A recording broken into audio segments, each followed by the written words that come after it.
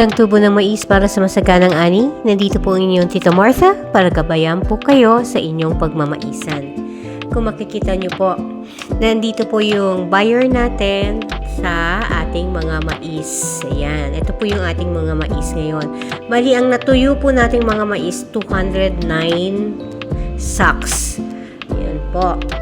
Bali, dito po kasi sa amin, meron pong pumupunta sa aming mga canvasser para sila yung po bibili ng ano. Bali, kami na lang mamimili kung sinong canvasser ang gagamitin para bumili sa aming mga mais. Bali, sila yung nagpepresyo ng mais natin. Sa panahon ngayon, medyo mababa po kasi ang presyo ng mais. Ang ibang canvasser, nagpresyo po sila ng 17.50, ang iba 17.80. Then etong canvasser na napili namin is 18 Gs, tapos kukunin niya talaga dito sa amin yung mga mais. Although yung iba din kinukuha din yung mga mais dito sa ating bodega o sa ating area, pero kini po kasi siya bali natin siya, suki na po natin siya. Pero nag-open pa rin kami for other canvassers. Ang nagustuhan po namin dito sa canvasser na to is yung kanyang ang kanyang timbangan is calibrated po talaga. Same po dun sa timbangan namin. Kaya sila po yung bali, etong ating is 18 Gs ang kuha niya sa ating mais. Kaya, bali, tawag doon?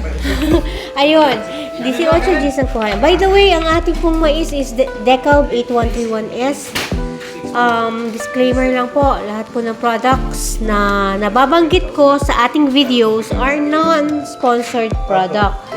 And ang mga pamamaagi po na dinidiscuss ko sa ating mga videos are all related, base lang po sa mga karanasan namin as a corn farmer for 2 decades. Ayun po. Bali, dito po, by the way, ang na-harvest po natin is almost 500 sacks of corn cobs and approximately nasa 24 to 25 tons ang nakuha nating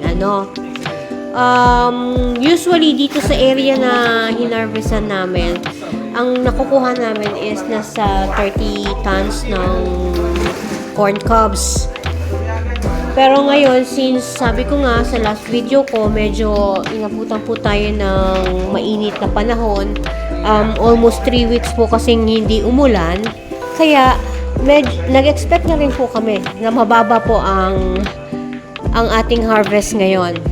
Bali, usually po sa Decalb, ang nakukuha ko pong is for 50% to 60% recovery. Sa ngayon, kasi pagkatimbang nito, bali, ang nakuha namin amount ng is 12 tons. 12, almost 13 tons na rin kasi 12,995 kilograms ang ang timbang ng ating mga mais. Bali, actually, itong mais nito, tinadala nila ito sa Manolo Fortich. Isang din sa Bukidnon. Bali yun. Mag-init pa ako. Dinadala nila sa isang planta sa Manolo Fortich. Then,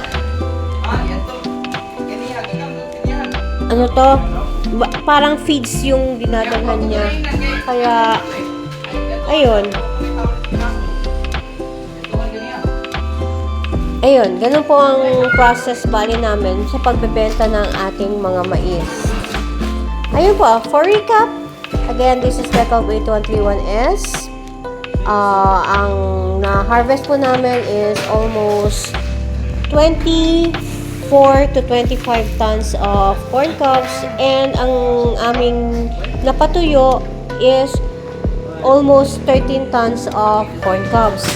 Usually po, nasa 50 to 60% po of recovery rate natin sa ating Dekalb 8131S. And